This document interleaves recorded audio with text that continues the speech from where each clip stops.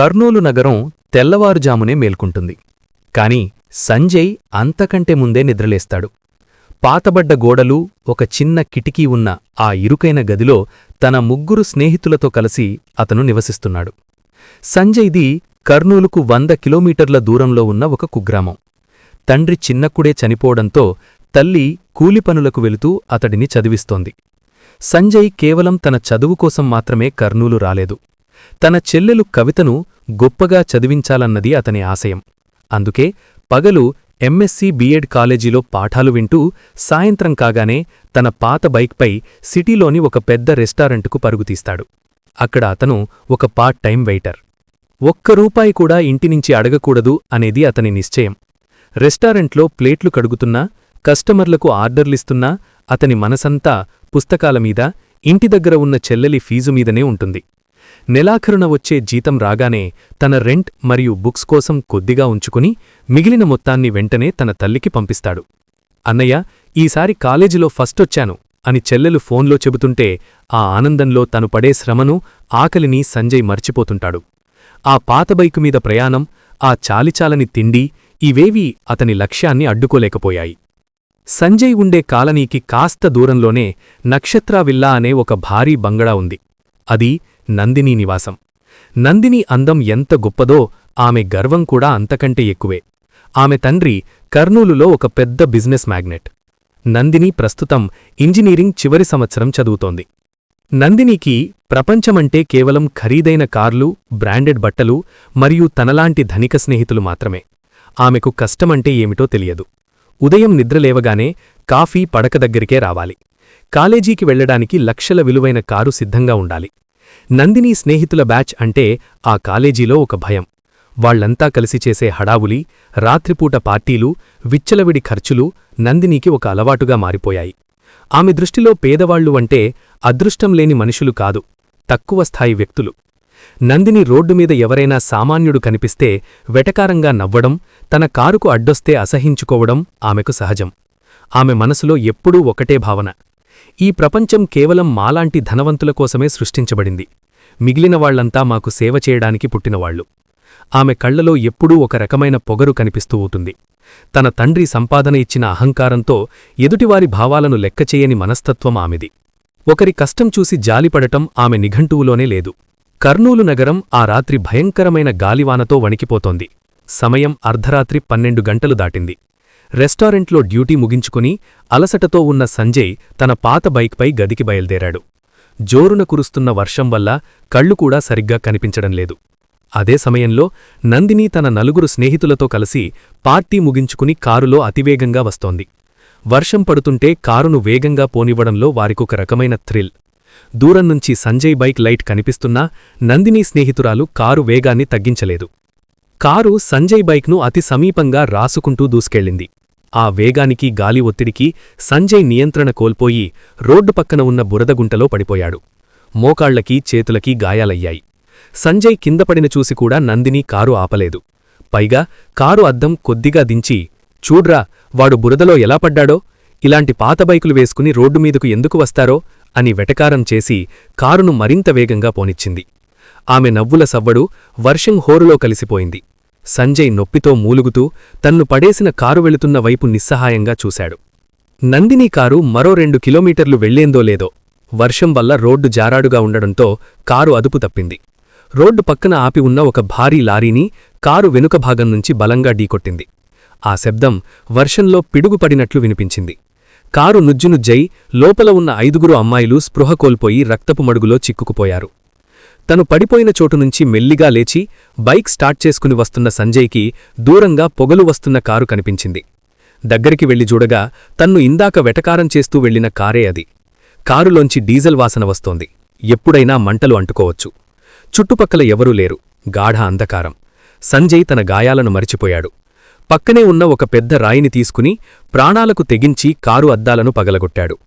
Car డోర్లు ఇరుక్కుపోవడంతో తన శక్తినంతా ఉపయోగించి వాటిని లాగి తెరిచాడు. ఒక్కొక్కరిని బయటకు తీయడం మొదలుపెట్టాడు. నందిని తలకి బలమైన గాయమై రక్తం కారుతోంది. తన చొక్కాను చింపి ఆమె గాయానికి కట్టుకట్టాడు. వెంటనే అంబ్యులెన్స్కు ఫోన్ చేసి వారు వచ్చేవరకు ఆగకుండా తన బైక్ మీద వెళుతున్న ఎవరికో సహాయం తీసుకున్నాడు. అంబులెన్స్ రాగానే అందరినీ హాస్పిటల్కు చేర్చాడు. అక్కడ డాక్టర్లు వెంటనే డబ్బు కట్టాలి, రక్తం కావాలి అని చెప్పారు. సంజయ్ దగ్గర తన చెల్లెలి ఫీజు కోసం దాచుకున్న మరియు ఆ నెల జీతం కలిపి ఉన్న 5,000 రూపాయలను ఏమాత్రం ఆలోచించకుండా హాస్పిటల్ కౌంటర్లో కట్టేశాడు. అంతేకాకుండా నందిని స్నేహితురాలికి అరుదైన రక్తగ్రూపు అవసరం పడడంతో అర్ధరాత్రి తన ఫ్రెండ్స్కి ఫోన్ చేసి హాస్పిటల్కు పిలిపించాడు. తను కూడా రక్తాన్నిచ్చాడు. తెల్లవారుజామున పోలీసులు వచ్చి అమ్మాయిల తల్లిదండ్రులకు సమాచారం ఇచ్చేవరకు సంజయ్ అక్కడే ఉన్నాడు. వందల సంఖ్యలో ధనవంతులు, కార్లు హాస్పిటల్ వద్దకు రావడం మొదలయ్యాయి. తను చేసిన సహాయానికి గుర్తింపు కోరుకోకుండా తన పాత బైక్ తీసుకుని మౌనంగా తన గదికి వెళ్ళిపోయాడు. తన మోకాలు గాయానికి ఒక చిన్న ప్లాస్టర్ కూడా వేయించుకోలేదు. కాని 5 అమ్మాయిల ప్రాణాలు నిలిపిన తృప్తి అతని కళ్లల్లో ఉంది. హాస్పిటల్ వరండాలో ఎటుచూసినా ఆందోళన, పరుగుపందెంలాంటి హడావుడి. ఆపరేషన్ థియేటర్ బయట ఎరుపు రంగు లైట్లు వెలుగుతున్నాయి.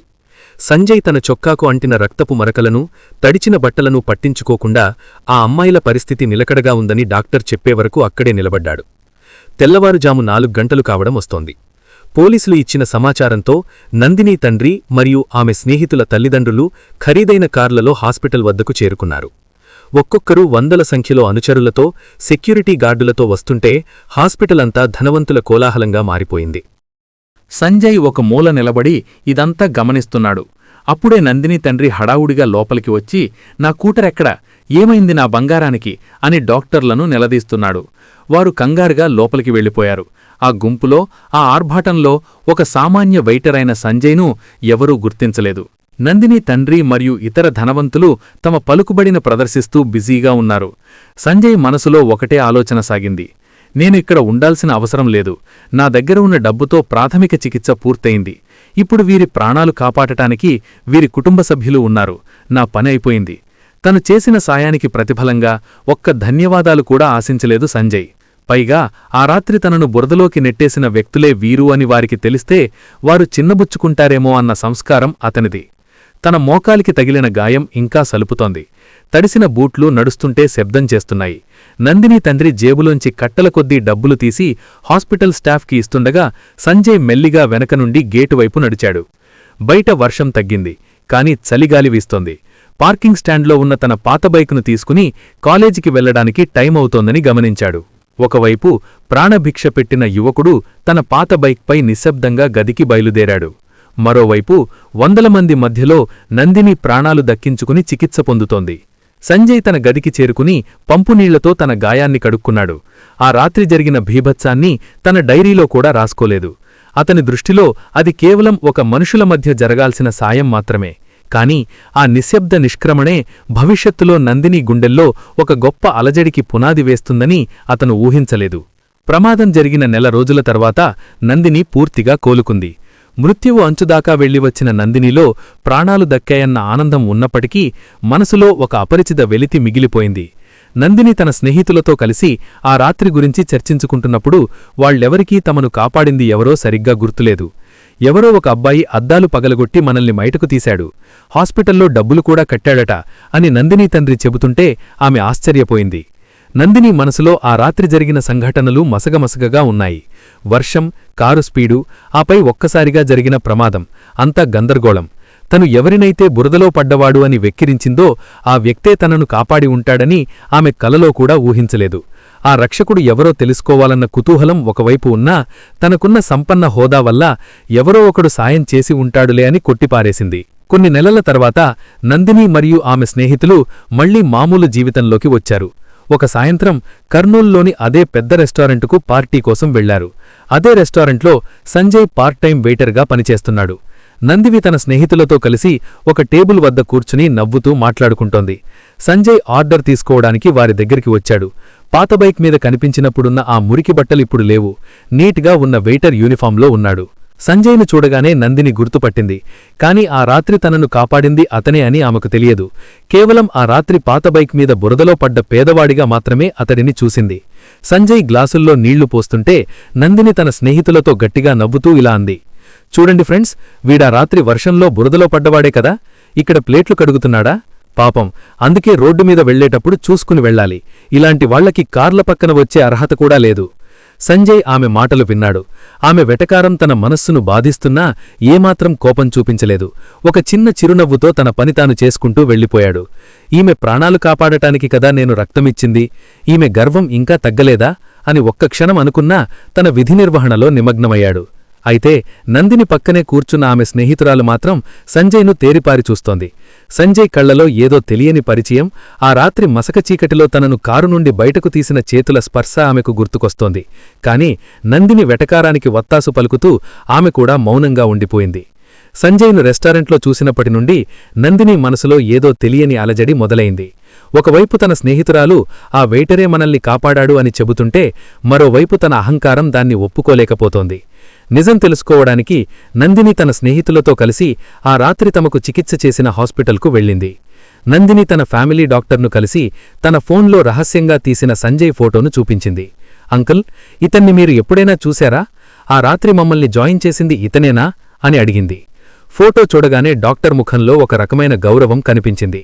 ఆయన గంభీరంగా ఇలా అన్నారు, అమ్మా నందిని, ఇతడిని నేను మరిచిపోలేను. ఆ రాత్రి ఈ కుర్రాడు లేకపోతే మీరు ఈరోజు నాతో మాట్లాడేవారు కాదు. వర్షంలో తడిసి ముద్దయి రక్తం ఓడుతున్న మీరందర్నీ తనే ఇక్కడికి తీసుకొచ్చాడు. మీలో ఒకరికి రక్తం తక్కువైతే తనే రక్తమిచ్చాడు. తన దగ్గర ఉన్న కొద్దిపాటి డబ్బును కూడా మీ మెడిసిన్స్ కోసం కట్టాడు. తనకి కూడా దెబ్బలు తగిలాయి, కాని అది పట్టించుకోకుండా మీ ప్రాణాలు కాపాడే వరకు ఇక్కడే ఉన్నాడు. అతని పేరు సంజయ్. డాక్టర్ మాటలు వింటుంటే నందిని పాదాల కింద భూమి కదిలినట్లయింది. హాస్పిటల్ వరండాలో నిలబడి నందిని గతాన్ని గుర్తుచేసుకుంది. నేను ఎవరినైతే కారుతో గుద్ది బురదలో పడేశానో అతనే నేను కారు మంటల్లో చిక్కుకున్నప్పుడు బయటకు తీశాడు. నేను ఎవరినైతే వెయిటరని తక్కువ చేసి నవ్వుకున్నానో అతనే నాకు రక్తమిచ్చి పునర్జన్మనిచ్చాడు. నేను నా అంతస్తును చూసి మురిసిపోయాను, కాని అతను తన దగ్గర ఉన్న ఆఖరి రూపాయిని కూడా నా ప్రాణాల కోసం ఖర్చు పెట్టాడు. నందిని మనసు ముక్కలైపోయింది. తను ఎంతటి తప్పు చేశానో అర్థమై కుమిలిపోయింది. ఆ రాత్రి సంజయ్ పాత బైక్ మీద వెళ్తుంటే తను చేసిన వెటకారం, రెస్టారెంట్లో అందరి ముందు అతడ్ని అవమానించిన తీరు ఆమె కళ్లముందు కదలాడాయి. తను అనుభవించిన సుఖం, చదువుతున్న చదువు, పీల్చుతున్న గాలి అన్నీ ఆ వెయిటర్ పెట్టిన భిక్ష అని తెలిసి ఆమె హృదయం భారమైపోయింది. నేను మనిషినేనా అని తనను తాను ప్రశ్నించుకుంది. సంజయ్ దగ్గరికి వెళ్లి క్షమాపణ చెప్పాలని, అతను చేసిన మేలుకు ఏదో ఒకటి చెయ్యాలని ఆమె మనసు పరితపించింది. కాని ఆ నిస్వార్థ జీవి ముందు తను తలెత్తుకోగలనా అన్న భయం ఆమెను వణికించింది. ఆ క్షణమే ఆమె మనసులో సంజయ్ పట్ల గౌరవం, ఒక తెలియని అనురాగం మొదలయ్యాయి. నందినిలో వచ్చిన మార్పు ఆమె ఇంట్లో వాళ్లని, స్నేహితులను ఆశ్చర్యపరిచింది. పార్టీలు, అనవసరపు ఖర్చులు తగ్గించేసింది. ఆమె కళ్లలో మునుపటి పొగరుపోయి ఒక రకమైన వినయం, ఆర్తి చోటు చేసుకున్నాయి. సంజయ్కు తను చేసిన అన్యాయానికి ఎలా ప్రాయశ్చిత్తం చేసుకోవాలో తనకు పాలుపోలేదు. నందిని ప్రతిరోజూ సంజయ్ పనిచేసే రెస్టారెంటుకు వెళ్లడం మొదలుపెట్టింది. కాని ఈసారి ఆమె వెటకారం చేయడానికి కాదు, అతడిని గమనించడానికి. సంజయ్ తన పనిలో ఎంత నిబద్ధతతో ఉన్నాడో, కస్టమర్లతో ఎంత మర్యాదగా ప్రవర్తిస్తున్నాడో చూసి ఆమె ఆశ్చర్యపోయేది. సంజయ్ కాలేజీకి వెళ్లే సమయం, తిరిగి వచ్చే సమయం తెలుసుకుని తన కారులో అతడిని అనుసరించడం మొదలుపెట్టింది. ఒకరోజు సంజయ్ క్లాసులో ఉండగా బయట చెట్టుచాటున నిలబడి అతను పాఠాలు వింటున్న తీరును చూసి మురిసిపోయింది. ఇంతటి మేధావి, ఇంతటి దయామయుడు వెయిటర్గా పనిచేస్తూ చెల్లెల్ని చదివిస్తున్నాడా అని అనుకుంటూ కళ్లల్లో నీళ్లు తెచ్చుకుంది. నందిని తనని అనుసరిస్తోందని సంజయ్కు అర్థమైంది. కాని అతను దాన్ని పట్టించుకోలేదు. ఒక సంపన్న యువతి తనలాంటి పేదవాడి వెంటపడటం వెనక ఏదో తమాషా ఉందనుకున్నాడు. ఒక సాయంత్రం రెస్టారెంట్ బయట సంజయ్ బైక్ స్టార్ట్ చేస్తుండగా నందిని ఎదురుపడింది. సంజయ్, ఒక్క నిమిషం మాట్లాడాలి అంది నందిని తడబడుతూ. సంజయ్ ఆగి, చెప్పండి మేడం, ఇంకేమైనా ఆర్డర్ మర్చిపోయారా అన్నాడు క్లుప్తంగా. ఆ మాట నందిని గుండెను తాకింది. మేడం అన్న పిలుపు ఆమెకు ఒక బాణంలా తగిలింది. నన్ను క్షమించు సంజయ్, ఆ రాత్రి నువ్వు మా ప్రాణాలు కాపాడావు, కాని నేను నిన్ను అవమానించాను. నీ రక్తం నా శరీరంలో ప్రవహిస్తోంది. ఈ జన్మ నీది అంటూ నందిని కన్నీరు పెట్టుకుంది. సంజయ్ ఒక్క క్షణం నిశ్శబ్దంగా ఉండిపోయాడు. నేను నా ధర్మం చేశాను నందినిగారు, దానికి పశ్చాత్తాపం అక్కర్లేదు. మీరు మీ దారిలో వెళ్ళండి, నేను నా పని చూసుకోవాలి అని చెప్పి వెళ్ళిపోయాడు. కాని నందిని వదల్లేదు. సంజయ్ మౌనం, అతని కష్టం, అతని నిజాయితీ ఆమెను మరింతగా ఆకర్షించాయి. అది కేవలం కృతజ్ఞతగా మొదలై బలమైన ప్రేమగా మారింది. నందిని తన విలాసవంతమైన కారును పక్కనపెట్టి సంజయ్ వెనుక పాత బైకు మీద కూర్చోవడానికి కూడా సిద్ధపడింది. ధనికలోకం నుండి సామాన్యలోకంలోకి ఆమె ప్రయాణం మొదలయింది. సంజయ్ మనసు ఒక కోటలాంటిది. అందులోకి ఎవరూ అంత సులభంగా ప్రవేశించలేరు. నందిని తన ప్రేమను వ్యక్తపరిచినా సంజయ్ దానిని అంగీకరించలేదు. మనది 2 వేరువేరు ప్రపంచాలు నందిని. నువ్వు ఆకాశం, నేను నేల. ఈ పరిచయం నీకొక క్రేజ్ కావచ్చు, కాని ఇది నా జీవితం. నన్ను నా దారిన వదిలేయ్ అని కఠినంగా చెప్పేవాడు. సంజయ్ నిరాకరణ నందినిలో మొండితనాన్ని పెంచింది. తను కేవలం కృతజ్ఞతతో కాకుండా మనసుతో ప్రేమిస్తున్నానని నిరూపించుకోవాలని నిర్ణయించుకుంది. నందిని తను ఖరీదైన కారును కాలేజీ బయట వదిలేసి సంజయ్ కోసం ఆర్టీసీ బస్సుల్లో ప్రయాణించడం మొదలుపెట్టింది. ఒకరోజు సంజయ్ పనిచేసే రెస్టారెంట్కి వెళ్లి కస్టమర్లు తిని వదిలేసిన ప్లేట్లు తీయడానికి కూడా వెనకాడలేదు. అది చూసి సంజయ్ షాక్ అయ్యాడు. నందిని, ఏం చేస్తున్నావు నువ్వు అని అరిచినా, ప్రేమంటే తీసుకోవడం కాదు, నీ కష్టంలో పాలు పంచుకోవడం అని సమాధానమిచ్చింది. సంజయ్ ఊరి నుంచి వచ్చిన తన తల్లికి ఒంట్లో బాలేదని తెలిసి నందిని స్వయంగా వెళ్లి ఆమెకు సేవలు చేసింది. ఒక ధనికురాలికుండవలసిన గర్వం ఏమాత్రం లేకుండా సంజయ్ తల్లికి మందులు వేస్తూ అన్నం తినిపిస్తున్న నందినిని చూసినప్పుడు సంజయ్ కఠిన మనసు కరగడం మొదలయింది. నందిని నిలకడైన ప్రేమ ముందు సంజయ్ ఓడిపోయాడు. ఒక వర్షం సాయంత్రం కాలేజీ గ్రౌండ్లో సంజయ్ తన మనసు విప్పాడు. నీ అంతస్తును, నీ సుఖాలను నాకోసం వదులుకోగలవా నందిని? నా జీవితం ముళ్లబాట అన్నాడు. దానికి నందిని, నీ పక్కన నడిస్తే ఆ ముళ్ళు కూడా నాకు పూలబాటలే సంజయ్ అని చేతిలో చేయి వేసింది. వారిద్దరి మధ్య ఒక అందమైన ప్రపంచం ఏర్పడింది. ఆ ప్రపంచంలో డబ్బు లేదు, కేవలం స్వచ్ఛమైన అనురాగం మాత్రమే ఉంది. 5 నక్షత్రాల హోటళ్లలో తినే నందిని ఇప్పుడు సంజయ్తో కలిసి రోడ్డు పక్కన బండిమీద మిర్చీ బజ్జీలు తింటూ మురిసిపోయేది. సంజయ్ పాత బైక్ మీద కూర్చుని కర్నూలు కొండరెడ్డి బురుజువైపు వెళుతుంటే ఆమెకది విమాన ప్రయాణంలా అనిపించేది. సంజయ్ తన ఎంఎస్సీ పాఠాలను నందినికి వివరిస్తుంటే నందిని తన ఇంజనీరింగ్ ప్రాజెక్టుల గురించి అతనికి చెప్పేది. సంజయ్ పేదరికాన్ని నందిని గౌరవించింది. నందినిలోని మంచితనాన్ని సంజయ్ ఆరాధించాడు. నందిని ఇంట్లో తెలియకుండా సంజయ్ వెయిటర్ డ్యూటీ ముగిశాక రాత్రిపూట కొద్దిసేపు మాట్లాడుకునేవారు. ఆ 10 నిమిషాల సంభాషణ వారిని రోజంతా ఉత్సాహంగా ఉంచేది. కాని ఈ ప్రశాంతత ఎంతో కాలం ఉండదని వారికి తెలుసు. ఒకవైపు సంజయ్ లక్ష్యం, మరోవైపు నందిని కుటుంబ గౌరవం, ఈ రెండింటి మధ్య వారి ప్రేమ యుద్ధం మొదలవ్వబోతోంది. ప్రేమ రహస్యంగా ఉన్నంతకాలం బాగుంటుంది, కాని అది బయటపడితే వచ్చే పరిణామాలు చాలా భయంకరంగా ఉంటాయి. నందిని ప్రవర్తనలో మార్పును గమనించిన ఆమె తండ్రి అంటే రాజేంద్ర ప్రసాద్ తన మనుషులతో నందినిపై నిఘా పెట్టాడు. ఒక సాయంత్రం సంజయ్ బైకు మీద నందిని వెళుతుండగా రాజేంద్ర ప్రసాద్ అనుచరులు వారిని అడ్డుకున్నారు. ఇంటికి తీసుకెళ్లాక రాజేంద్ర ప్రసాద్ రౌద్రరూపం దాల్చాడు. నా గౌరవాన్ని ఆ వెయిటర్ కాళ్ల దగ్గర పెడతావా? వాడు మన ఇంట్లో కుక్క కంటే హీనం అంటూ నందినిని గదిలో వేసి బంధించాడు. ఆమె ఫోన్ లాక్కుని ఆమెకు బయటి ప్రపంచంతో సంబంధం లేకుండా చేశాడు. అంతటితో ఆగకుండా సంజయ్ని అంతం చెయ్యాలని రాజేంద్ర ప్రసాద్ నిర్ణయించుకున్నాడు. ఒక రాత్రి సంజయ్ రెస్టారెంట్ నుంచి వస్తుండగా రాజేంద్ర ప్రసాద్ మనుషులు చీకటిలో అతడిని చుట్టుముట్టారు. కర్రలతో, ఇనుపరాడ్లతో సంజయ్ని విచక్షణారహితంగా కొట్టారు. ఇకపై నందిని జోలికి వస్తే ప్రాణాలతో ఉండవు అని హెచ్చరించి అతని పాత బైకును ముక్కలు ముక్కలుగా విరగ్గొట్టారు. రక్తపు మడుగులో ఉన్న సంజయ్ని చూసి కాలనీలో అందరూ భయపడ్డారు. కాని ఎవరూ సహాయం చేయడానికి ముందుకు రాలేదు. కాని సంజయ్ కళ్లల్లో భయం లేదు, కేవలం నందినిని ఎలా కాపాడుకోవాలన్న తపన మాత్రమే ఉంది. గాయాలతో ఉన్న సంజయ్ని చూసి అతని స్నేహితులు భయపడ్డారు. సంజయ్, వీళ్లు చాలా పెద్దవాళ్లు, నిన్ను చంపేస్తారు, ఇక్కడ్నుంచి వెళ్ళిపో అని బ్రతిమాలారు. అటువైపు నందిని కూడా ఇంట్లో ఆహారం మానేసి తన నిరసన తెలియచేస్తోంది. తన తండ్రి సంజయ్ని చంపడానికి ప్లాన్ చేస్తున్నాడని ఆమెకు అర్థమైంది. ఒక అర్ధరాత్రి నందిని తన గది కిటికీ గుండా సాహసంతో బయటకు తప్పించుకుంది. నేరుగా సంజయ్ ఉన్న చోటుకు చేరుకుంది. దెబ్బలతో ఉన్న సంజయ్ని చూసి ఆమె హృదయం విలవిలలాడింది. సంజయ్, ఇక్కడుంటే మనల్ని బతకనివ్వరు, మనం ఎక్కడికైనా వెళ్ళిపోదాం, నీతో నేను మట్టిలో ఉండడానికైనా సిద్ధం అని కన్నీళ్లతో వేడుకుంది. సంజయ్ ఒక్క క్షణం ఆలోచించాడు. వెనక్కి వెళితే మరణం, ముందుకు వెళ్తే అనిశ్చితి. కాని నందిని ప్రాణం కోసం అతను తెగించాడు. తన దగ్గర ఉన్న కొద్దిపాటి డబ్బు, సర్టిఫికెట్లు తీసుకుని ఆ రాత్రికి రాత్రే కర్నూలు రైల్వే స్టేషన్కు చేరుకున్నారు. స్టేషన్లో ఎక్కడా తన తండ్రి మనుషులుంటారో అన్న భయంతో వణికిపోతున్న నందిని చేతిని సంజయ్ గట్టిగా పట్టుకున్నాడు. సరిగ్గా ప్లాట్ఫామ్ మీదకు విశాఖపట్నం వెళ్లే రైలు వచ్చింది. కర్నూలు జ్ఞాపకాలను, తన చదువును, ఆ రెస్టారెంటును అన్నింటినీ వెనక్కి వదిలేసి ఇద్దరూ రైలెక్కారు. రైలు కదులుతుంటే నందిని సంజయ్ భుజంపై తలవాల్చింది. కాని సంజయ్ కళ్ళు మాత్రం కిటికీలోంచి చీకటిని చూస్తూ ఉన్నాయి. ఎందుకంటే ఆ ప్రయాణం కేవలం ఒక ఊరి నుండి ఇంకో ఊరికి కాదు, ఒక పేదరికపు పోరాటంలోకి అని అతనికి తెలుసు. విశాఖపట్నం రైల్వే స్టేషన్లో దిగేటప్పుడు వారి దగ్గర ఉన్నది కేవలం కొన్ని వేల రూపాయలు మరియు ఒకరిపై ఒకరికి ఉన్న అచంచలమైన నమ్మకం మాత్రమే.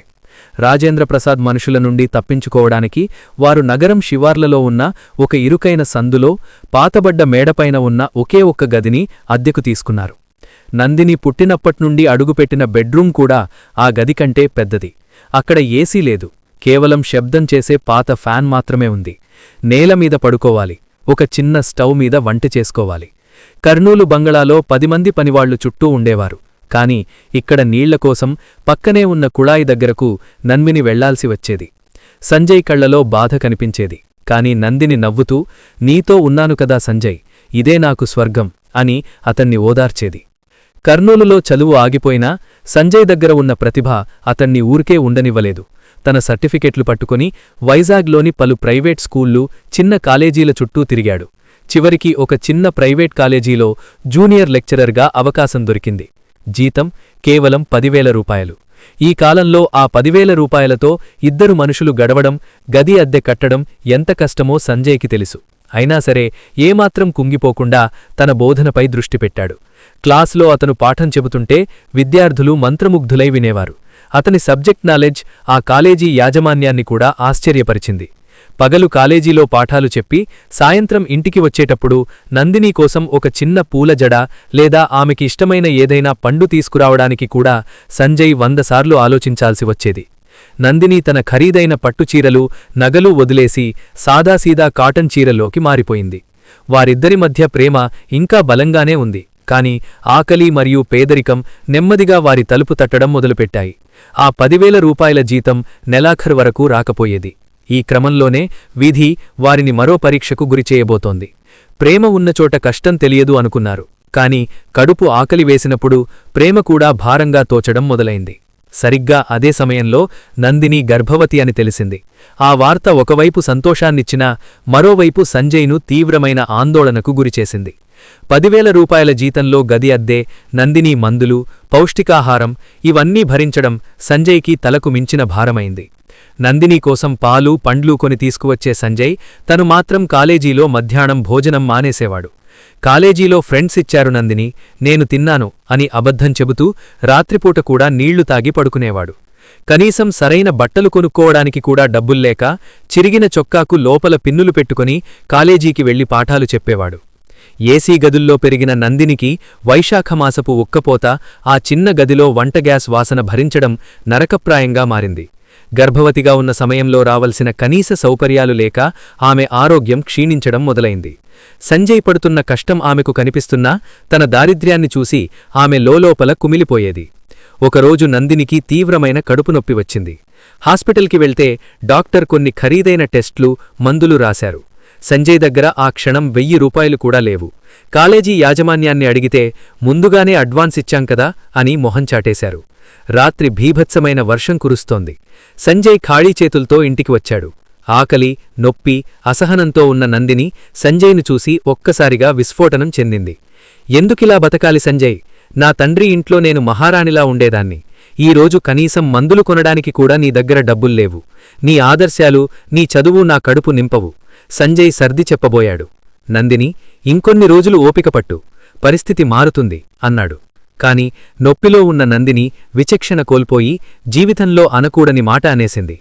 చేతకాకపోతే కనీసం పోషించలేనప్పటికీ ఈ ప్రేమలు, పెళ్ళిళ్ళు, పిల్లలెందుకు సంజయ్? నన్నెందుకిలా రోడ్డున పడేశావు? ఆ మాట వినగానే సంజయ్ ఒక్కసారిగా నిశ్శబ్దమైపోయాడు. ఆ మాట ఒక బాణంలా అతని గుండెను చీల్చుకొని వెళ్ళిపోయింది. తను ఎవరికోసం తన ఊరిని, కన్నతల్లిని, చెల్లెల్ని, చదువును వదిలేసి వచ్చాడో ఆ వ్యక్తే తన్ను అసమర్థుడిగా ముద్రవేయడం అతను భరించలేకపోయాడు. సంజయ్ కళ్లలో నీళ్లు తిరగలేదు. కాని అతని మనసులో ఏదో చచ్చిపోయింది. ఆ రాత్రి నందిని పక్కనే ఉన్నా వారిద్దరి మధ్య 1000 కిలోమీటర్లు దూరం పెరిగిపోయింది. ఆ ఒక్క మాట వారి బంధంలోని పునాదులను కదిపేసింది. నందిని అన్నమాట సంజయ్ని లోలోపల కాల్చేస్తున్నా తన బాధ్యతను మాత్రం విస్మరించలేదు. నెలలు నిండాయి. నందిని ఒక మగబిడ్డకు జన్మనిచ్చింది. ఆ చిన్నారి రాక వారి జీవితాల్లో వెలుగు నింపుతుంది అనుకున్నారు. కాని పేదరికం ఆ వెలుగును మింగేసింది. బిడ్డ పుట్టిన తర్వాత ఖర్చులు రెట్టింపయ్యాయి. పౌష్టికాహారం లేక నందిని నీరసించిపోయింది. బిడ్డకు పాలు కూడా సరిగ్గా పట్టలేని స్థితి. సంజయ్ అదనపు ఆదాయం కోసం కాలేజీ అయిపోయాక రాత్రిపూట సెక్యూరిటీ గార్డ్గా కూడా పనిచేయడం మొదలుపెట్టాడు. అయినా ఆ డబ్బు సరిపోలేదు. ఒకరోజు బిడ్డ ఆకలితో ఏడుస్తుంటే నందిని గుండె పగిలిపోయింది. సంజయ్ పడుతున్న కష్టం చూసి జాలి కలిగినా తన బిడ్డ భవిష్యత్తు కోసం కఠిన నిర్ణయం తీసుకుంది. తన తల్లికి రహస్యంగా ఫోన్ చేసింది. రాజేంద్రప్రసాద్ మానే తనయూలి సునుతురు మనవడి కోసం విశాఖపట్నం వచ్చింది. సంజయ్, నేనిక ఇక్కడ ఉండలేను. నా బిడ్డకు కనీసం పాలు కూడా కొనివ్వలేని ఈ దరిద్రంలో నేను చావలేను.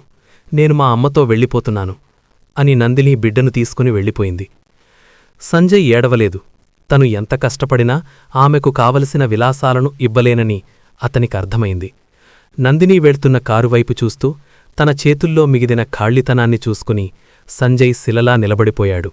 నందిని కర్నూలు వెళ్ళిపోయిన తర్వాత సంజయ్ ప్రాణంలేని బొమ్మలా మారిపోయాడు.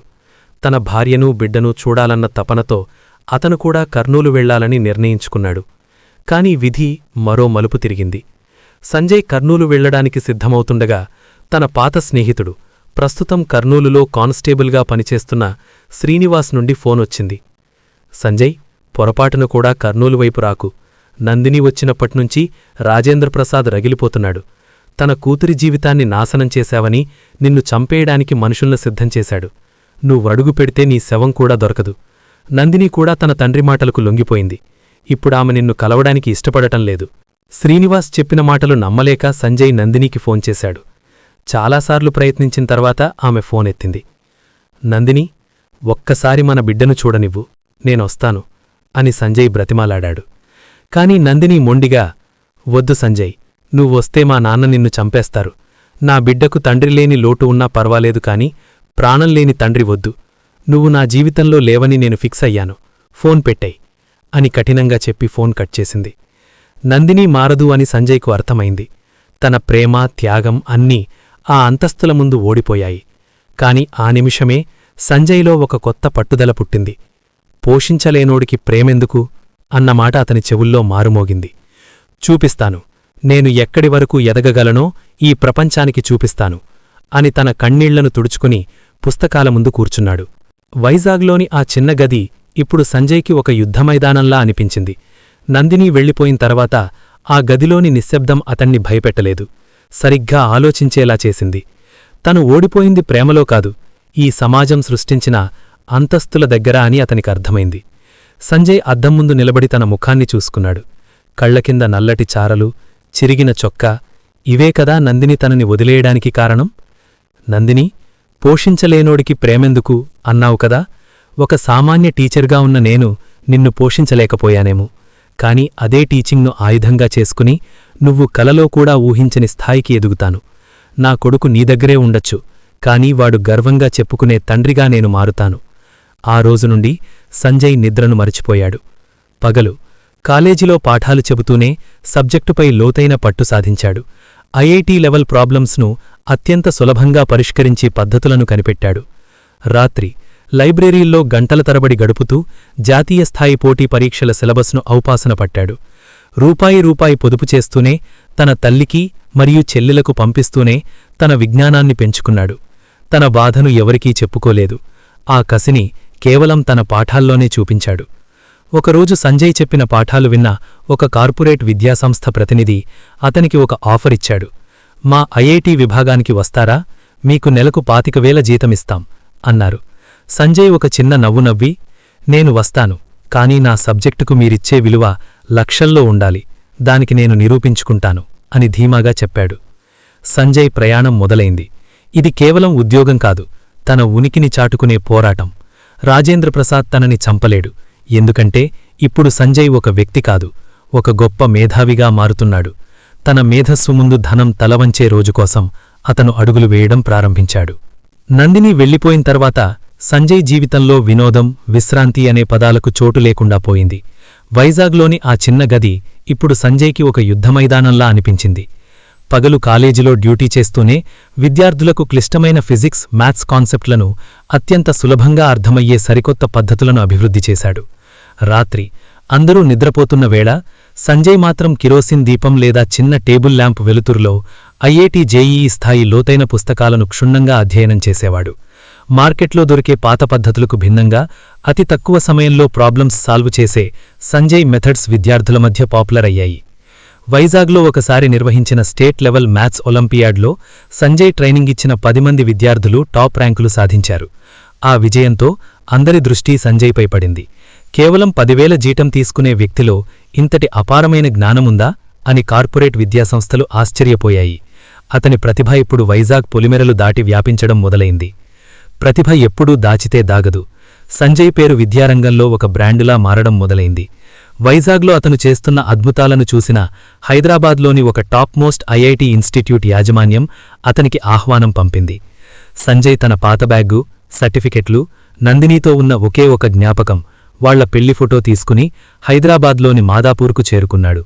ఈసారి అతను ఉద్యోగం కోసం బ్రతిమాలే స్థితిలో లేడు. ఉద్యోగమే అతన్ని వెతుక్కుంటూ వచ్చింది. డిమాండ్. ఇంటర్వ్యూలో సంజయ్ ప్రతిభను చూసి యాజమాన్యం నిర్ఘంతం పోయింది. అతను అడిగినంత జీతమివ్వడానికి సిద్ధపడ్డారు. టాప్ ఇన్స్టిట్యూట్స్ పోటీ. ఒక సంస్థలో చేరినగానే మిగిలిన పోటీ సంస్థలు కూడా సంజయ్ను తన వైపు తిప్పుకోవడానికి ప్రయత్నించాయి. సంజయ్ ఒకప్పుడు 10,000 కోసం పడిన కష్టం ఇప్పుడు నెలకు లక్షల రూపాయల ఆఫర్లుగా మారింది. సంజయ్ హైదరాబాద్లో సెటిల్ అయ్యాడు. కాని అతన్లో మునుపటి గర్వం లేదు. కేవలం నిశ్శబ్దమైన ఆత్మవిశ్వాసం మాత్రమే ఉంది. ఖరీదైన కారు కొనే స్థోమత ఉన్నా తను ఎదిగిన దారిని మరిచిపోకుండా నిరాడంబరంగా ఉండేవాడు. తన జీతంలో మెజారిటీ భాగం పేద విద్యార్థుల చదువులకు, తన తల్లికి, చెల్లెలకు పంపేవాడు. లోలోపల ఒకటే ఆశ, ఎప్పటికైనా తన కొడుకు తనను చూసి గర్వపడేలా ఎదగాలని. 100 మంది విద్యార్థులు సంజయ్ క్లాస్ కోసం గంటల తరబడి వేచిచూసే స్థాయికి అతను చేరుకున్నాడు. రాజేంద్రప్రసాద్ ధనం ముందు సంజయ్ జ్ఞానం శిఖరంలా నిలబడింది. నందిని తన అమ్మతో కలిసి కర్నూలు చేరుకున్న తర్వాత ఆమె మనసు నిరంతరం సంజయ్ గురించిన ఆలోచనలతోనే ఉండేది. బయట ఖరీదైన పట్టుచీరలు, నగలతో మెరిసిపోతున్నా లోపల మాత్రం ఒక రకమైన అశాంతి ఆమెను వేధించేది. రాజేంద్రప్రసాద్ తన మనవడు ఆదిత్య కోసం కొన్న ఖరీదైన బొమ్మలు, బట్టలు చూసినప్పుడల్లా నందినికి వైజాగ్లోని ఆ చిన్న గది గుర్తొచ్చేది. నా తండ్రి ఇచ్చే ఈ సంపదలో విలాసముంది కాని సంజయ్ నాకోసం కాలేజీలో భోజనం మానేసి తెచ్చిన ఆ ఒక్క యాపిల్ పండులో ఉన్న ప్రేమ లేదు. ఆమె మెల్లిగా తన విలాసాలను తగ్గించుకుంది. పార్టీలకు వెళ్లడం మానేసి ఏకాంతంగా సంజయ్ పాత ఫోటోను చూస్తూ గడిపేది. కాలం వేగంగా కదిలింది. సంజయ్ ఇప్పుడు కేవలం ఒక టీచర్ మాత్రమే కాదు, హైదరాబాద్లోని మాదాపూర్ మెయిన్ క్యాంపస్లో ఉన్న అతిపెద్ద ఐఐటి విద్యాసంస్థకు అకాడమిక్ డీన్. కఠిన క్రమశిక్షణ, అద్భుత ఫలితాలు. విద్యా విధానం. సంజయ్ ప్రవేశపెట్టిన కొత్త తరహా కోచింగ్ పద్ధతుల వల్ల ఆ సంస్థ నుండి జాతీయ స్థాయిలో టాప్ 10 ర్యాంకులు రావడం మొదలైంది. అతను క్లాస్లోకి అడుగుపెడితే 100 మంది విద్యార్థులు పిన్ డ్రాప్ సైలెన్స్తో వేచి చూసేవారు. Master of physics or maths. క్లిష్టమైన సమస్యలను కూడా కళ్ళు మూసుకుని పరిష్కరించే అతని శైలికి విద్యార్థులు ఫిదా అయిపోయేవారు. అందరూ అతడిని గౌరవంగా మాస్టర్ అని పిలిచేవారు. ఒకప్పుడు తనను పోషించలేనని వెక్కిరించిన సమాజానికి ఇప్పుడు 100 మంది టీచర్లను, 1000 మంది విద్యార్థులను నడిపించే నాయకుడిగా సంజయ్ సమాధానం చెప్పాడు. నెలకు 4 లక్షల రూపాయల జీతం, కారు, గౌరవం అన్నీ ఉన్నాయి. కాని సంజయ్ మాత్రం ఇప్పటికీ ఆ పాత సంజయ్లాగే నిరాడంబరంగా ఉండేవాడు. సంజయ్ వైజాగ్ నుండి హైదరాబాద్ వచ్చి ఈ స్థాయికి చేరి అప్పుడే 16 ఏళ్లు గడిచిపోయాయి. ఈ 16 ఏళ్లలో అతను ఎంతోమంది విద్యార్థుల జీవితాలను మార్చాడు. అతని వద్ద చదువుకున్న పిల్లలు అమెరికా, లండన్ వంటి దేశాల్లో స్థిరపడి కోట్ల రూపాయల జీతాలు తీసుకుంటున్నారు. బయటి ప్రపంచానికి సంజయ్ ఒక సక్సెస్ఫుల్ మ్యాన్. కాని అతని ఇంటికి వెళితే ఆ గోడల మధ్య ఒక మౌనమైన విషాదం కనిపిస్తుంది. అతని బ్యాంక్ బ్యాలెన్స్ పెరిగింది. తన తల్లిని, చెల్లెల్ని ఉన్నత స్థాయిలో ఉంచాడు. కాని తనకంటూ ఏమీ కోరుకోలేదు. ఇప్పటికీ అతని బెడ్ పక్కన ఉన్న డ్రాయర్లో నందినితో దిగిన ఆ పాత పెళ్లి ఫోటో ఉంది. పోషించలేనోడికి పెళ్ళెందుకు అన్న నందిని మాట అతనికి రోజూ గుర్తొస్తూనే ఉంటుంది. తన కొడుకిప్పుడు ఎలా ఉన్నాడు, వాడు ఏం చదువుతున్నాడు, కనీసం తన ముఖం వాడికి గుర్తుందా? ఈ ప్రశ్నలు సంజయ్ను రాత్రిపూట నిద్రపోనిచ్చేవి కావు. కర్నూలుకు వెళ్లాలని ఎన్నోసార్లు అనుకున్నాడు కాని రాజేంద్రప్రసాద్ అహంకారం, నందిని నిర్లక్ష్యం గుర్తొచ్చినప్పుడల్లా తనను తాను ఆపుకునేవాడు. నేను నా కొడుకు దగ్గరకు పేదవాడిగా వెళ్లకూడదు, వాడు గర్వంగా నా దగ్గరకు వచ్చేలా ఎదగాలి అని తనను తాను మలుచుకున్నాడు. ఈ 16 ఏళ్లలో సంజయ్ ఒక మేధావిగా గెలిచాడు. కాని ఒక భర్తగా, తండ్రిగా తనలో ఉన్న వెలితిని ఎవరికీ చెప్పుకోలేకపోయాడు. అయితే విధి మళ్లీ ఈ ఇద్దరినీ ఒకే చోటుకు తీసుకురావడానికి రంగం సిద్ధం చేస్తోంది. కర్నూలులో తన తండ్రి రాజేంద్రప్రసాద్ నీడన అత్యంత విలాసవంతమైన భవనంలో నందిని గడిపిన ఈ 16 ఏళ్లు కేవలం ఆమె శరీరాన్నే అక్కడ ఉంచాయి. కాని ఆమె ఆత్మ మాత్రం ఎప్పుడో వైజాగ్లోని ఆ చిన్న గదిలోనే ఉండిపోయింది. నందిని తండ్రి దగ్గరకు వచ్చిన కొత్తలో తన బిడ్డకు మంచి భవిష్యత్తు ఇస్తున్నానన్న భ్రమలో ఉండేది. కాని కాలం గడిచే కొద్దీ ఆమెకు వాస్తవం అర్థమైంది. తన తండ్రి ఇచ్చే ప్రతి రూపాయి వెనక ఒక పెత్తనం, అహంకారం ఉండటం గమనించింది. సంజయ్ ఇచ్చే ఆ 10,000 రూపాయలలో ఉన్న గౌరవం ఈ కోట్ల ఆస్తిలో లేదని ఆమెకు అర్థమైంది. పోషించలేనోడికి ప్రేమ ఎందుకు అని తను అన్న మాటలు ఆమెను నిరంతరం వేధిస్తూనే ఉన్నాయి. సంజయ్ ఒక నిస్వార్థ జీవి అని, తను కారు ప్రమాదంలో ఉన్నప్పుడు ప్రాణాలకు తెగించి కాపాడిన వ్యక్తిని తను ఎంతగా అవమానించిందో గుర్తుకొచ్చినప్పుడల్లా నందిని ఏకాంతంగా కన్నీరు కార్చేది. నందిని కొడుకు పేరు ఆదిత్య. తండ్రి పోలికలతో, తండ్రిలాగే చురుకైన మేధస్సుతో వాడు పెరుగుతున్నాడు. రాజేంద్రప్రసాద్ తన మనవడిని ఒక ధనికుడిగా పెంచాలని చూస్తున్నాడు. కాని నందిని మాత్రం వాడికి సంస్కారం నేర్పారని తపించేది. ఆదిత్యకు తన తండ్రి గురించి అడిగినప్పుడల్లా నాన్న చాలా దూరంలో గొప్ప పనిలో ఉన్నారు అని మాత్రమే చెప్పేది. సంజయ్ పాత ఫోటోను నందిని తన బీరువాలో దాచుకుని ఎవరూ లేని సమయంలో చూసుకునేది. నువ్వు ఎక్కడున్నావు సంజయ్, నన్ను క్షమిస్తావా అన్న ప్రశ్న ఆమె హృదయాన్ని తొలిచేసేది. ఆదిత్య ఇప్పుడు ఇంటర్మీడియట్ పూర్తిచేసి ఐఐటి చదవాలని పట్టుబడ్డాడు. వాడు తన తండ్రిలాగే లెక్కల్లో, భౌతిక శాస్త్రంలో అద్భుతమైన ప్రతిభ చూపిస్తున్నాడు. అమ్మా, హైదరాబాద్లో ఒక గొప్ప కాలేజుందట, అక్కడ డీన్ గారు చాలా ఫేమస్ అట, అక్కడికి వెళ్లి చదువుకుంటాను అని అడుగుతుంటే నందిని కాదనలేకపోయింది. తన తండ్రి రాజేంద్రప్రసాద్ అహంకారానికి భయపడి ఇన్నాళ్లు సంజయ్ కోసం వెతకలేకపోయిన నందిని ఇప్పుడు తన కొడుకు భవిష్యత్తు కోసం మళ్లీ బయటి ప్రపంచంలోకి అడుగుపెట్టాలని నిర్ణయించుకుంది. కాని ఆ ప్రయాణం ఆమెను నేరుగా తన భర్త దగ్గరికే తీసుకెళ్తుందని ఆమె ఊహించలేదు. కర్నూలు నుండి తన సొంత కారులో డ్రైవర్తో కలిసి హైదరాబాద్లోని మాదాపూరుకు చేరుకుంది. హైటెక్ సిటీలోని ఎత్తైన భవనాలు, రద్దీగా ఉండే రోడ్లు చూస్తుంటే నందినికి వైజాగ్లోని తన పాత రోజులు గుర్తొచ్చాయి. మాదాపూర్లోని ఆ top most IIT campus gate దగ్గరకు రాగానే అక్కడ ఉన్న క్రమశిక్షణ నందినిని ఆకట్టుకుంది. పెద్ద ఫ్లెక్సీల మీద ఆ కాలేజీ సాధించిన ర్యాంకులు, విద్యార్థుల ఫోటోలు ఉన్నాయి. కాని అన్నింటికంటే పైన అకాడమిక్ డీన్ సంజయ్ గారు అని రాసి ఉన్న నేమ్ బోర్డును ఆమె చూసింది. సంజయ్ అన్న పేరు చూడగానే ఆమె గుండె ఒక్కసారిగా వేగంగా కొట్టుకుంది. ఈ ప్రపంచంలో సంజయ్ పేరుతో చాలామంది ఉండొచ్చు, అతను నా సంజయ్ అయ్యే అవకాశం ఉందా అని తర్కించుకుంది.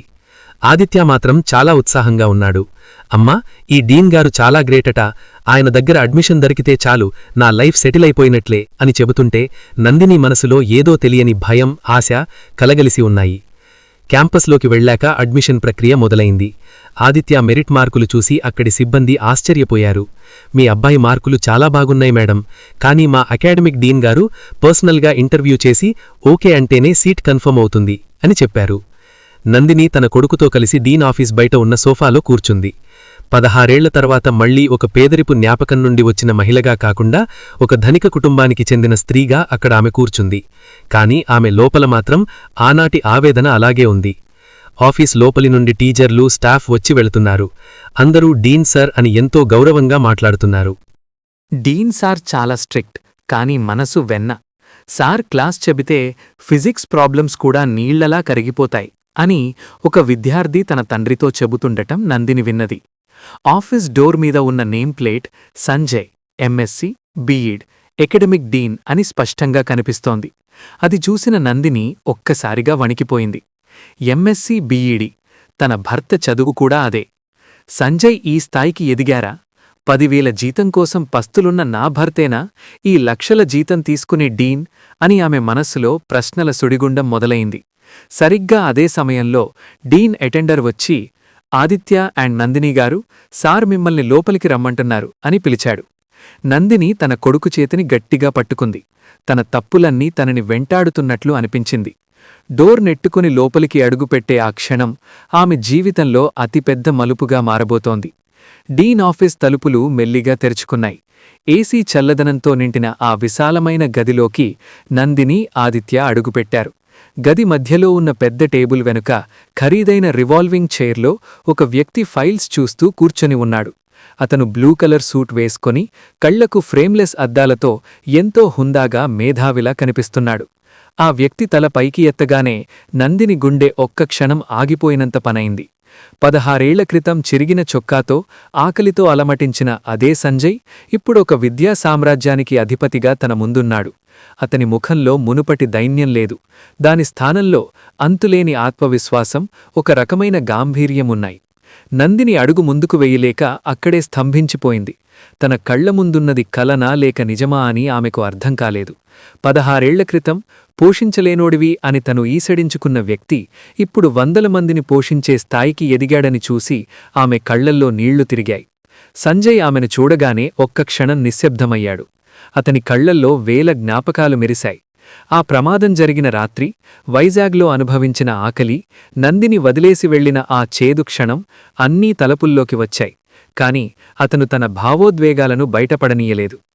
కూర్చోండి మేడం అన్నాడు సంజయ్ చాలా ప్రశాంతంగా, ఒక అపరిచితురాలితో మాట్లాడినట్లు. ఆ గంభీరమైన స్వరం వినగానే నందిని వణికిపోయింది.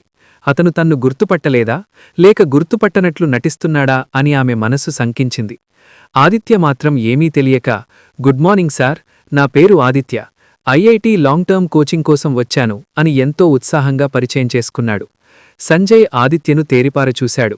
ఆ కళ్ళు, ఆ ముక్కు అచ్చం తనలాగే ఉన్నాయి. తన రక్తం, తన కొడుకు తన ముందే నిలబడి ఉన్నాడు. సంజయ్ గుండెలోపల అగ్నిపర్వతం పేలుతున్నా పైకి మాత్రం ఒక చిన్న చిరునవ్వు చిందిస్తూ, ఆదిత్య, నీ మార్క్స్ చూశాను, చాలా ఇంప్రెసివ్గా ఉన్నాయి. ఫిజిక్స్ అంటే ఇష్టమా అని అడిగాడు. నందిని తలదించుకుని నిలబడింది. సంజయ్ హోదా, అతని విజయం చూస్తుంటే ఆమెకు తనమీద తనకే అసహ్యం వేసింది. ఆ కుర్చీలో కూర్చునే అర్హత తన భర్తకు ఉందని ఆ రోజు తను గుర్తించలేకపోయింది.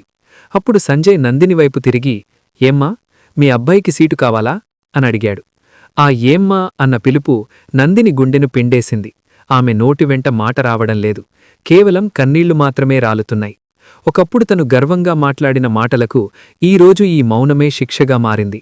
సంజయ్ డీన్ కుర్చీలో కూర్చొని ఉన్నా అతని మనసు మాత్రం 16 ఏళ్ల క్రితం వైజాగ్లో వదిలేసిన పసిగుడ్డు దగ్గరే ఆగిపోయింది.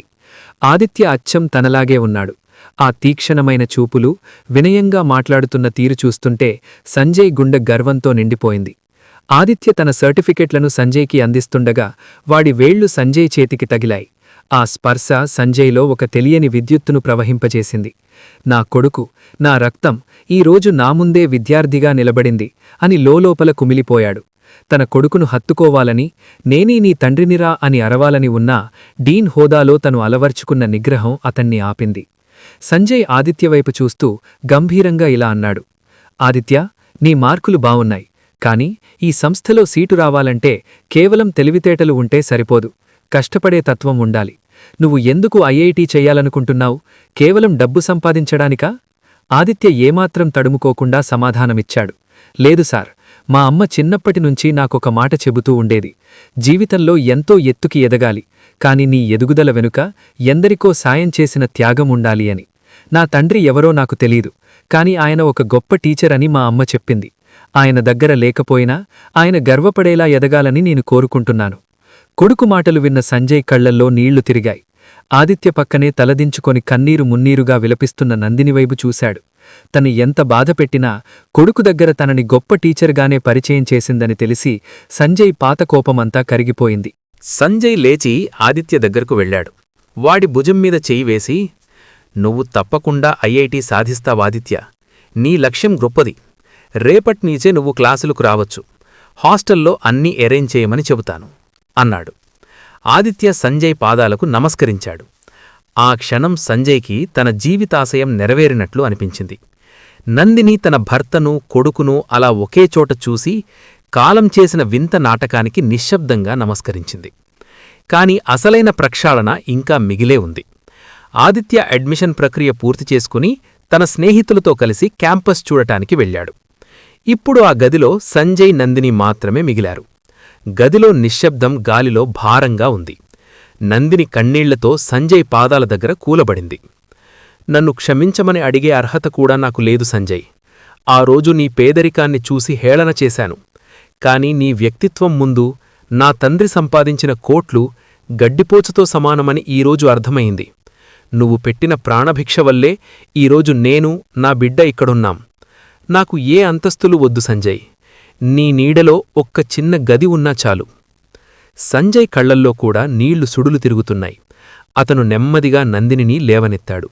డీన్ హోదాలో ఉన్న గర్వం ఏదీ అతనిలో కనిపించలేదు. నందిని, ఆ రోజు నువ్వు అన్న మాటలు నన్ను గాయపరిచాయి. కాని అవే నన్ను ఈ శిఖరానికి చేర్చాయి. నువ్వన్నట్లు పోషించలేనోడికి ప్రేమెందుకు అన్న మాట నాలో కసిని పెంచింది. కాని ఈ 16 ఏళ్లలో నేను కోట్లు సంపాదించినా, గొప్ప పేరు తెచ్చుకున్నా, మన బిడ్డను దగ్గరకు తీసుకోలేకపోయాననే బాధ నన్ను ప్రతిరోజూ వెంటాడింది. అంతస్తులు మారవచ్చు నందిని, కాని రక్తం పంచుకున్న అనుబంధాలు మారవు. సంజయ్ ఆమెను ఓదార్చి ఆదిత్యను లోపలికి పిలిచాడు. ఆదిత్యకు నిజం తెలిసిన వేళ అతని కళ్లల్లో ఆశ్చర్యం, అంతకు మించిన ఆనందం కనిపించాయి. తను ఎవరినైతే ఒక ఆదర్శంగా భావించాడో ఆ డీన్ గారే తన తండ్రి అని తెలిసి ఆదిత్య సంజయ్ను గట్టిగా హత్తుకున్నాడు. రాజేంద్రప్రసాద్ అహంకారం కూడా సంజయ్ ఎదుగుదల చూసి తలవంచక తప్పలేదు. సంజయ్ గతాన్ని మరిచిపోయి నందినిని, తన కొడుకును తన జీవితంలోకి మళ్లీ ఆహ్వానించాడు. ఒకప్పుడు 10,000 జీతంతో బ్రతకడం కష్టమైన అదే జంట ఇప్పుడు ప్రేమతో, గౌరవంతో ఒకరికొకరు తోడై నిలిచారు. సంజయ్ తన మేధస్సుతో వేల మంది విద్యార్థుల భవిష్యత్తును తీర్చిదిద్దుతుంటే నందిని అతనికి అండగా నిలిచింది. డబ్బు మనిషికి సౌకర్యాలను ఇస్తుందేమో కాని సంస్కారం మరియు పట్టుదల మాత్రమే మనిషిని శిఖరానికి చేరుస్తాయని ఈ జంట నిరూపించింది. కారు ప్రమాదంలో ప్రాణాలు నిలిచిన రోజే వారి బంధం గట్టిపడింది. కాని కాలం వేసిన పరీక్షలో నెగ్గి 16 ఏళ్ల తరువాత వారి ప్రేమ పరిపూర్ణమైంది. హైదరాబాదులోని మాదాపూర్ క్యాంపస్ ప్రశాంతంగా ఉంది. విద్యార్థులు తమ చదువుల్లో నిమగ్నమై ఉండగా ఒక్కసారిగా 3 నల్లటి ఖరీదైన కార్లు క్యాంపస్ గేటు ముందు ఆగడం కలకలం సృష్టించింది. కార్ల నుండి రాజేంద్రప్రసాద్ తన బాడీగార్డ్లతో కలిసి దిగాడు. అతని ముఖం కోపంతో ఎర్రబడి ఉంది. తను అనుమతి లేకుండా తాను అసహ్యించుకున్న వ్యక్తి దగ్గరకు తన కూతురు రావడం అతని అహంకారాన్ని దెబ్బతీసింది. ఆఫీసులోకి విలయంలా ఎవర్నీ లెక్క చెయ్యకుండా రాజేంద్రప్రసాద్ నేరుగా డీన్ ఆఫీసులోకి విరుచుకుపడ్డాడు. లోపల సంజయ్, నందిని, ఆదిత్య మాట్లాడుకుంటున్నారు. ఒక్కసారిగా తన తండ్రిని చూసిన నందిని నిశ్చష్టురాలయ్యింది. రాజేంద్రప్రసాద్ గదిలోని వస్తువులను విసిరికొడుతూ సంజయ్ వైపు చూసి ఇలా గర్జించాడు. వరేయ్, ఆ రోజు నిన్ను చంపకుండా వదిలేసినందుకు నా కూతుర్ని మళ్లీ గుట్టలో వేసుకుంటావా? వెయిటర్లాగే ఉండాలి. నీ దగ్గర 4 అక్షరాలు ఉండొచ్చు, కాని నా దగ్గర 1000 కోట్లు ఉన్నాయి. నా కూతుర్ని ఇక్కడి నుంచి తీసుకెళ్లడానికి వచ్చాను. తండ్రి కేకలకు నందిని వణికిపోలేదు. భర్త పక్కన ధైర్యంగా నిలబడి తండ్రి కళ్లల్లోకి కళ్ళు పెట్టి చూసింది. 16 ఏళ్ల మౌనాన్ని వీడి ఆమె ఇలా బదులిచ్చింది. నాన్నా, ఇన్నాళ్లు నన్ను ఒక వస్తువులా చూశారు. మీ గొడుగు కింద నాకు సుఖాలున్నాయి, కాని ప్రశాంతత లేదు. 16 ఏళ్ల క్రితం ఆకలిని చూసి భయపడి మీ దగ్గరకు వచ్చాను. కాని ఈరోజు నా భర్త ఏంటో నాకు అర్థమైంది. ఆయన గడిస్తున్న ప్రతి పైసా వెనుక ఆయన నిజాయితీ ఉంది. మీ దగ్గర ఉన్నది కేవలం డబ్బు మాత్రమే నాన్నా, కాని ఈయన దగ్గర గౌరవం ఉంది. ఒకప్పుడు ఈయన్ను వెయిటర్ అని హేళన చేశాను, కాని ఈరోజు 1000 మంది విద్యార్థులకు భవిష్యత్తునిచ్చే దేవుడు ఈయన. మీ కోట్లు ఈ గౌరవాన్ని కొనలేవు. మీరు నన్ను చంపినా సరే నేను ఇక్కడి నుంచి కదలను. నా భర్త, నా బిడ్డ ఉన్న చోటే నా ఇల్లు. ఇకనైనా మీ అహంకారాన్ని వీడండి. సంజయ్ నిశ్శబ్దం. రాజేంద్రప్రసాద్ సంజయ్ని కొట్టడానికి చెయ్యెత్తాడు.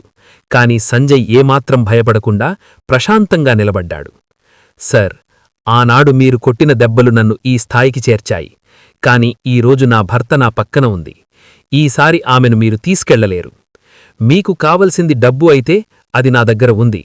మీకు కావలసింది అధికారమైతే అది నా దగ్గర ఉంది. కాని మీకు లేనిది ఒకటి ఉంది. అది మీ కూతురు మీద ప్రేమ. సంజయ్ మరియు నందినీల ఐక్యత చూసి రాజేంద్రప్రసాద్ దిక్కుతోచని స్థితిలో ఉండిపోయాడు. తన కూతురు ఇంతగా ఎదురు తిరుగుతుందని అతను ఊహించలేదు. ఆ ఆఫీసు గదిలో అహంకారం ఓడిపోయి అనుబంధం గెలిచిన మొదటి అడుగుపడింది.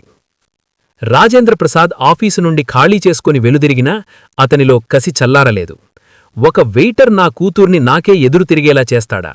వాడికి గర్వం పోవాలంటే వాడు నిలబడ్డ పునాదిని కూల్చెయ్యాలి అని నిర్ణయించుకున్నాడు.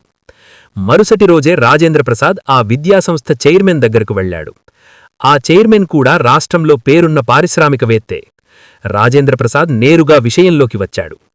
మీ క్యాంపస్లో సంజయ్ అనే వ్యక్తి డీన్గా ఉన్నాడు. అతన్ని వెంటనే డిస్మిస్ చెయ్యండి.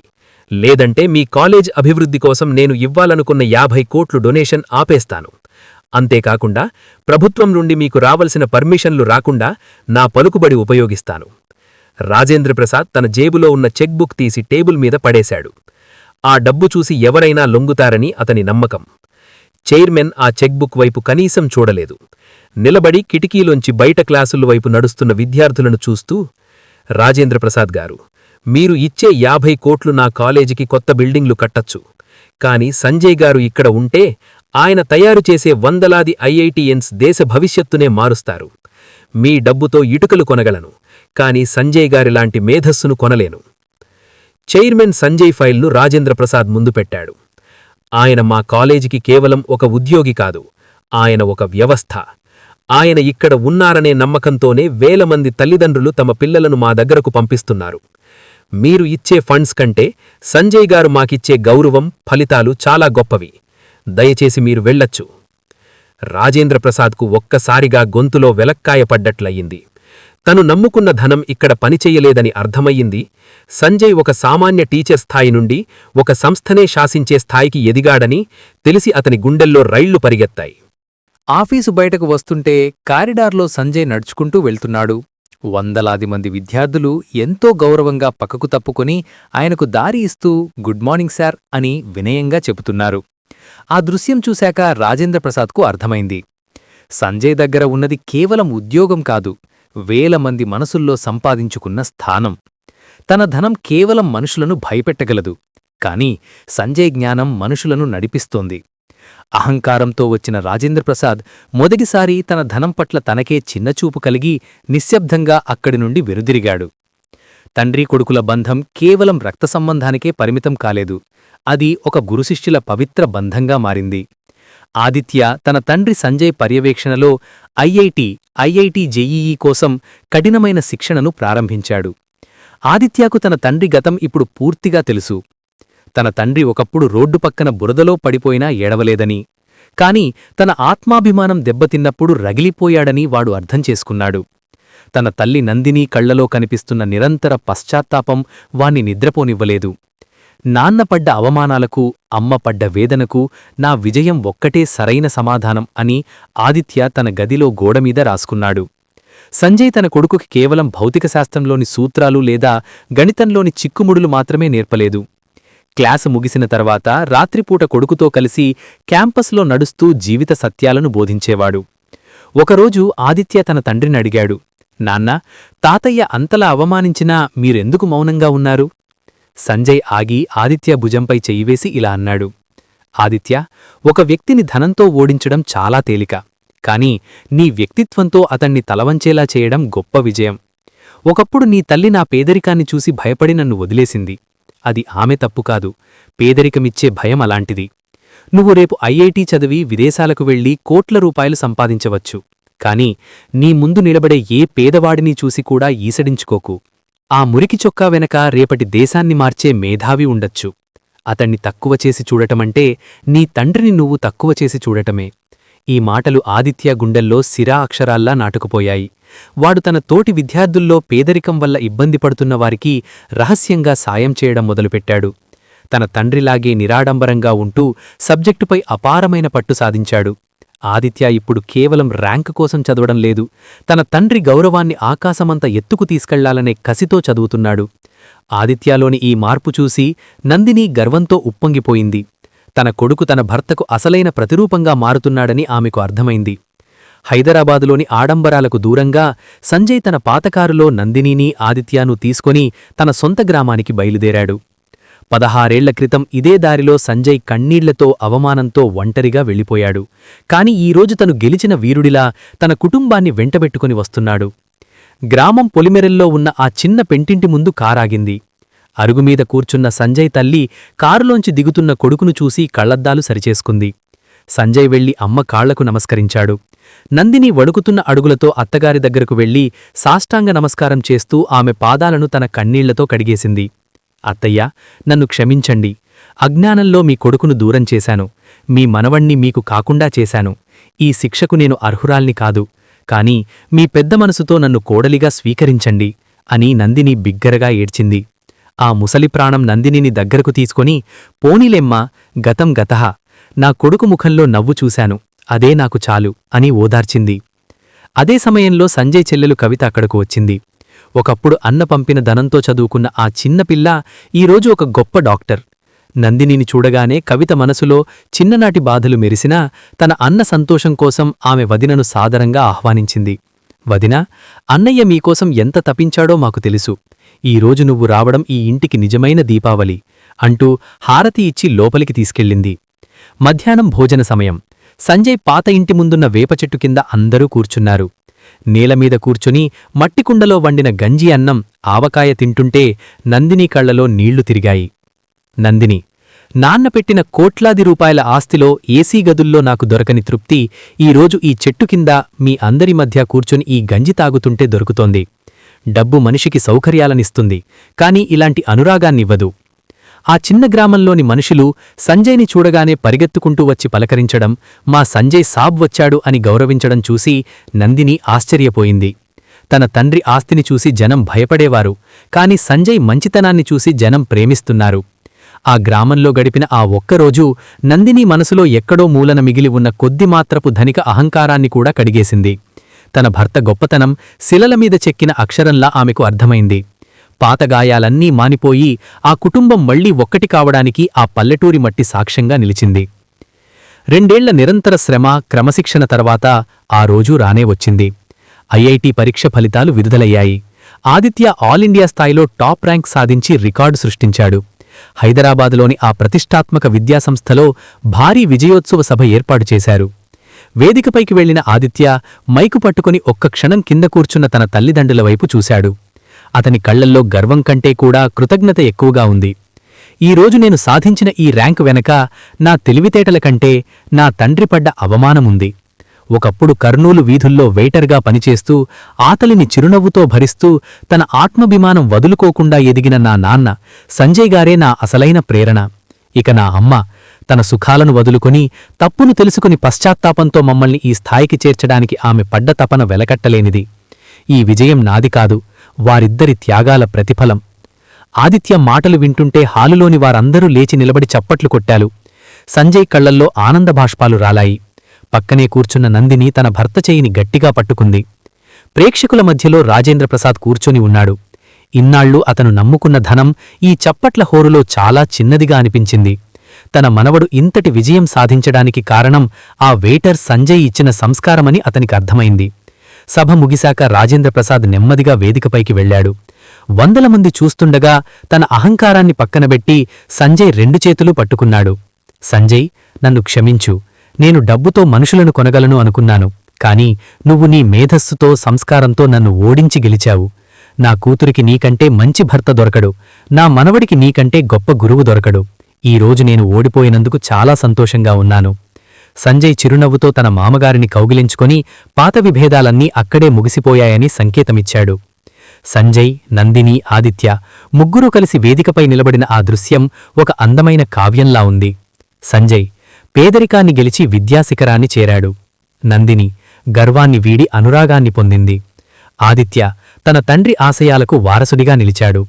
కర్నూలులో ఒక పాట బైక్ మీద మొదలైన ఒక సాధారణ యువకుడి ప్రయాణం ఈరోజు లక్షలాది మందికి స్ఫూర్తినిచ్చే విజయగాథగా మారింది. అంతస్తుల మధ్య దూరం ఉండవచ్చు, కాని మనసులు కలిస్తే ఏ పేదరికమూ ప్రేమను ఆపలేదని, ఏ అహంకారమూ నిజమైన జ్ఞానాన్ని గెలవలేదని ఆ కుటుంబం నిరూపించింది. కష్టాలు మనిషిని కుంగదీయువు, రేపటి శిఖరానికి దారులు వేస్తాయి.